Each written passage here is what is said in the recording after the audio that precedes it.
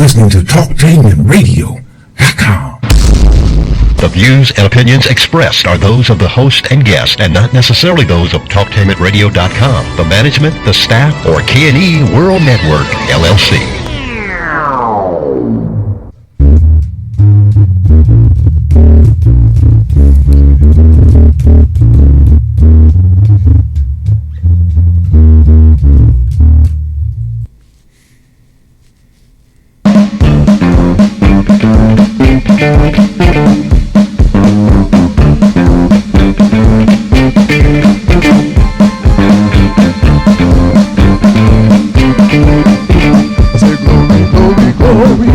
Somebody touch me. Glory, glory, glory. Somebody touch me. Hello, everybody. This is Dr. Baseball Smith, and this is Talk Jamie Radio. This is Stairway To Heaven. The song that you hear are the Sensational Keys of Harmony, and I like to say Stairway To Heaven brought to you by the Sensational Keys of Harmony and Praise Temple. And while they sing, the Keys of Harmony will be at 1900 Argyle at Church Philadelphia at Danny Sherrod's OCC's anniversary, and that's tomorrow at 4 o'clock. And the Keys will be there, and a whole lot of Lyric Supreme is going to be there, and some other groups will be there. So if you don't have anything to do, meet us at 1900 Argyle at 4 o'clock tomorrow at Philadelphia, and I'm sure we're going to have a great time. Also, before I get started on my subject, I also say that hello to Core Lab, the print shop, and to my friend Kim, Miss Starr from Dayton, and also Miss Nixie. She's from Cincinnati. And I hope and pray you ladies hope you're watching and listening. So I'll be saying this is my shout out to you, and I'll call y'all when I get home. Another thing I'd like to say, that the topic I have to say today is an old topic that I talked about a while back, and I want to bring it back, but I'm going to use a different, I'm going another way with it. And it says, thou shalt not bear false witness, or I'll put it this way, tell a lie. A lot of people, when things come to the situation where people do things and people find out things, they have a tendency or a way to get out of it. They falsify a lot of stuff that's not really there. It's a whole lot of falsation that's not, that they just make up in their mind what they do or how it's done, and sometimes it's not even there. I've heard some that say that some lies do save a life, and some lies can get you killed. And the thing about that is that the lies that get you killed are the ones that could be an innocent person. You can take the lies, they say, be careful what you say. The tongue is a poisonous thing, and anything you can't control what's going to come out of your tongue, but you can try to control what you say to come from your heart. And some things you don't really mean to come from your heart, and it just comes from the top of your head. Sometimes there's things that's so false that people put false things in your life or in your way or in the way to say things that's not true. Some people, when they go to court, and someone's true and someone's not true, but if there's a life that's being threatened, or that you try to cover up for your buddy or your partner, and you know who did it, but you're gonna try to cover up to keep him from going to prison or going to jail, and that's a lot of going on. Also, I like to say that a lot of people say things that it's a lot of falsism that say that shouldn't be said, but they go and say that you can hurt somebody's feelings that way. The bear false witness is you can do things, have a setup, or they really get somebody. And you got 3 or 4 friends, so-called friends, 3 or 4 friends that get around, they plan stuff. And here comes just a person, you or anybody else, teacher, anybody, will say, let's say this about this person, and then what we'll do, we'll report it to the superior or the supervisor. Anything just to get them out of the zone, get them out of position, and get them to cause them to lose a job. And this goes on forever and ever and ever. Just think that this person was a God-fearing person, a person that doesn't do anything, a person that's always on try to be himself. He's going to make mistakes. We all make mistakes. He's going to make mistakes. And he's not going to be perfect all the time. But when they do make mistakes, they either apologize for it or they say, I feel sorry that I made that mistake. You can't always, you're always going to make a mistake. There's never a way you can prevent from making mistakes. We all make mistakes. I made mistakes. And sometimes mistakes are being made without you knowing it. But getting back to the falseness and the falsehood and the untruthfulness of thing is that people will say anything to download somebody or tear them down. There's an old song that I have said this before, and I'm bringing it back. Don't look down on a man unless you picking him up. And then what I'm trying to say is that a lot of the people that does that see somebody, and that person can be the sweetest person in the world, the nicest person, the nicest guy in the world. But sometimes falsehood comes through jealousy. It comes through jealousy. And when you do something like jealousy, when jealousy comes along, you will say anything in the world to tear that person down. You even do it behind their backs. You can, and that person has no way, not being there, has no way of defending himself. Or they will do it right in front of you. You could say things that's not true, and they swear up and down that you told a lie about it. And you know deep down with yourself you didn't lie about it. But to them, they say you're a liar. Well, that brings me to the point that if this person, how you know this person's telling the truth or he's not, or is he telling something that's not true? Reason being, let's start off with jealousy. Some people, we have a tendency, we're jealous of each other. Everybody is, I don't care who it is, everybody's jealous of each other. And sometimes jealousy, a falsehood, a false witness plays a big part or a small part within that falsehood. You can get your witnesses, you gather up, and next thing you know, it's a great big mess. And then when it comes to the light, and they confront you about it, and you and your friends will say, well, we didn't say that, or we didn't know anything about that. That wasn't true, this or that. I do remember he did do this and they did that. And the person haven't did anything. Just that's done out of jealousy, just to get you off track or just to say, keep you from going any farther. They also bear false witness against people that are do wrong, criminal, to protect them from going to serve their punishment or what punishment they're going to get. They do that. And once they do that, to get their punishment or anything like that, they are really, really upset and really get mad about it.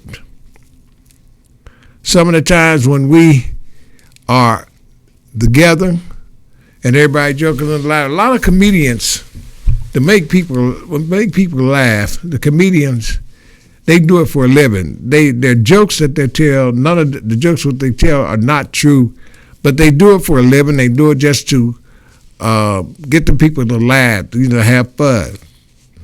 And some of them do that, some of them don't. The comedians have funny comedians, stand-up comedians.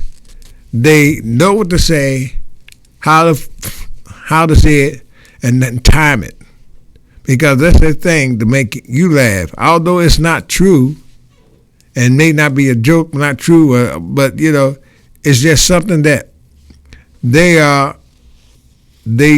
do just to make you happy. You can be the saddest person in the world, and one of those little jokes that they tell is gonna hit your funny bone and gonna bring out that sadness, because you know yourself that it's wrong. That it's not the right way. Another thing is about the falsehood that this whole world, during the dictatorships, during after the Second World War, there was a lot of dictatorships. A lot of people who had their little armies, and they took control of the country by telling lies. They took control of the whole government. Even got people that don't know nothing, or people that don't have that word. They find the weakest person that they can find to brainwash their mind, because the mind is nothing but a garden. What you put in it grows. And when it grows, it gets bigger and bigger. That's how liars grow, and that's how false witnesses grow. You could tell a liar, say one thing today that's true, and tell somebody else, and they go somewhere and turn it all the way around. You could say that, my son's birthday is tomorrow, and we're going to have the party today. And somebody here tell somebody else, and somebody that may not like your son or your daughter or whoever it is, they will turn it around and say, yeah, we got a daughter, got my son, this son's having a birthday party at 7 o'clock, and somebody may not like it, say, well, we'll tell everybody don't go there, and he canceled the party. Or he'll say something from people not to go to the party. We can't be like, you can't be, don't want to be straight, or they can't get along with the person that you're doing. Well, how is he in the world, is he having this, and he invited everybody, I didn't get there, or I'll be there, I'm going to go there and do something to mess it up. There's always somebody's falsehood in the hood, or somebody in the neighborhood doing a falsehood. And when they do a falsehood, that means that they got their little buddies together, tell them what they want to do. Well, we'll go there and destroy it.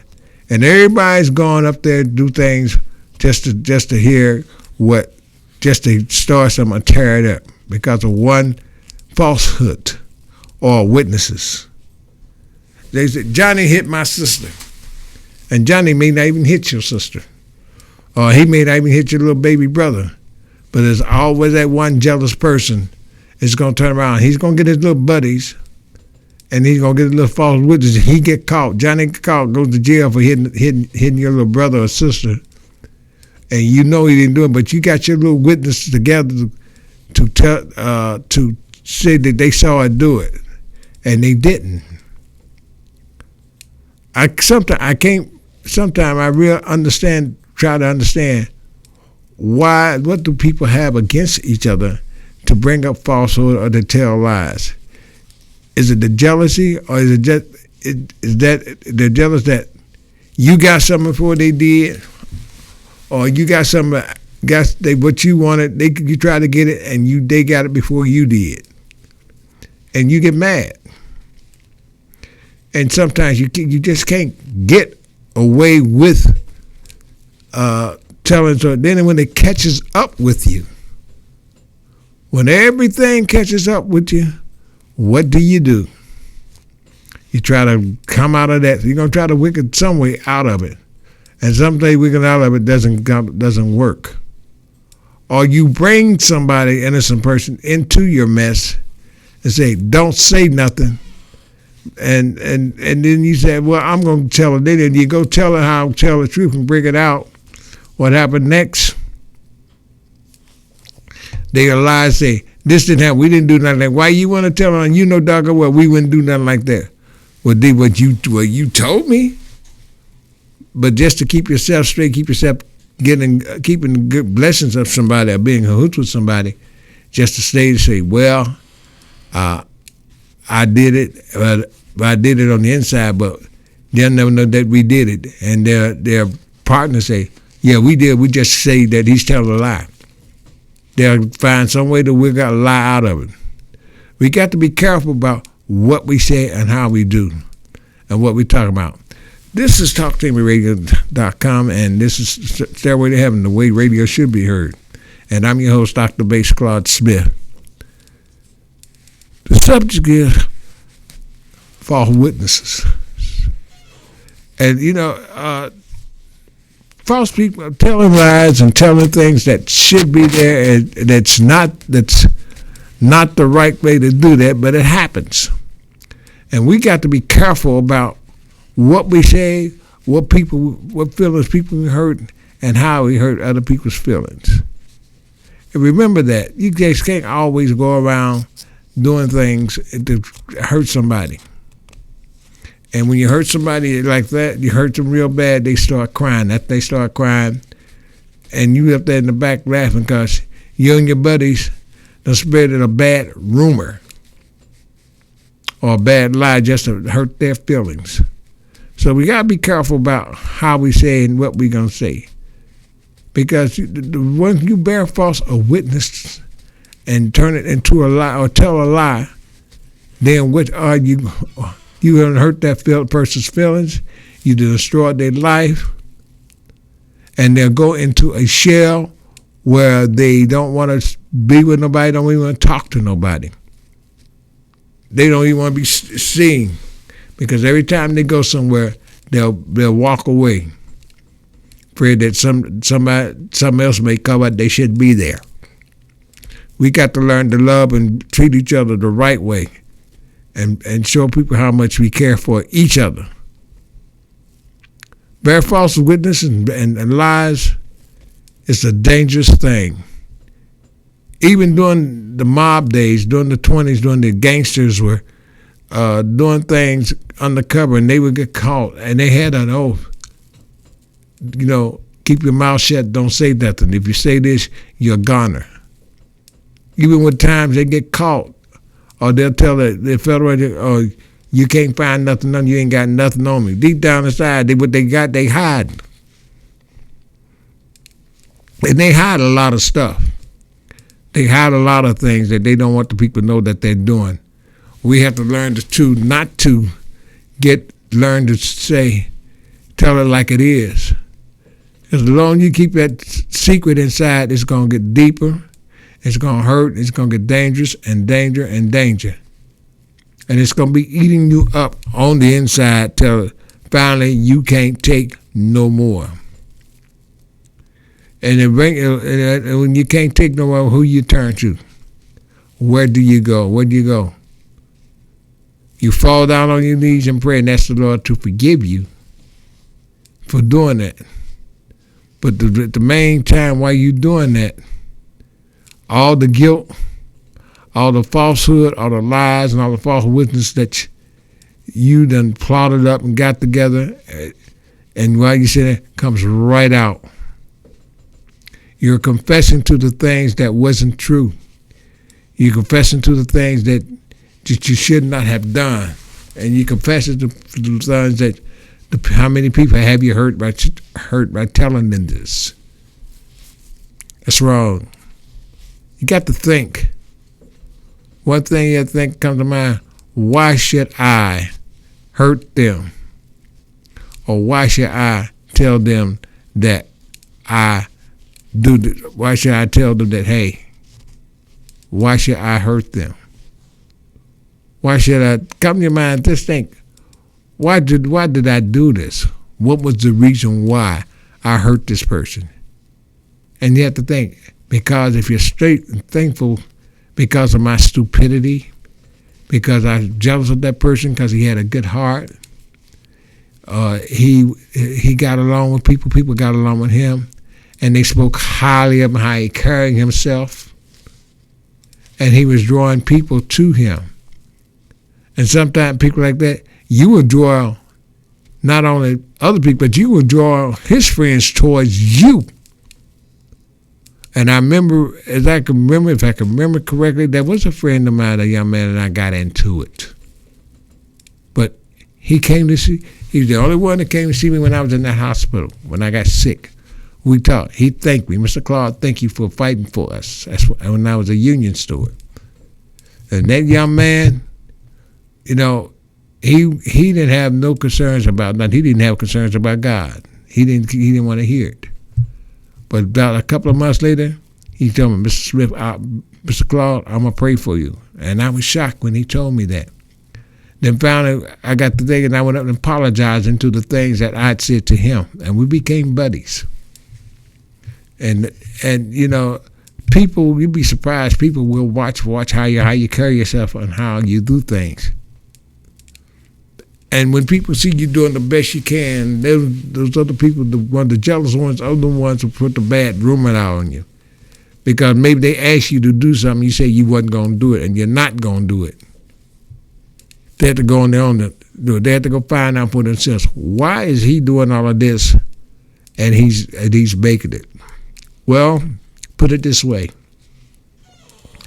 You do things, you carry yourself in a way, as they say, as I hear my grandfather say, all the sins that God has seen you with and the Lord see you do, and you pray and ask for, he'll take all those sins and throw them in the sea of forgiveness. In other words, there's no more. He'll wash away those sins that you have. Like the blood of Jesus Christ is like a lamb. It'll wash you as white as snow, as they say, as I always hear that. But the false ones, the ones that keep telling lies and keep telling falsehoods, it's the work of the devil and his one. He has warriors, and he has different demons. He has different sorts of demons. He has a lying demon, a killing demon, a robber, a thief demon. Any kind of demon you got, a spirit that he has, is there. And we got to learn one thing about, you have to watch ourselves. Sometimes and another thing, sometimes you have to watch out for the people who you socialize with half the time. You have to watch that too.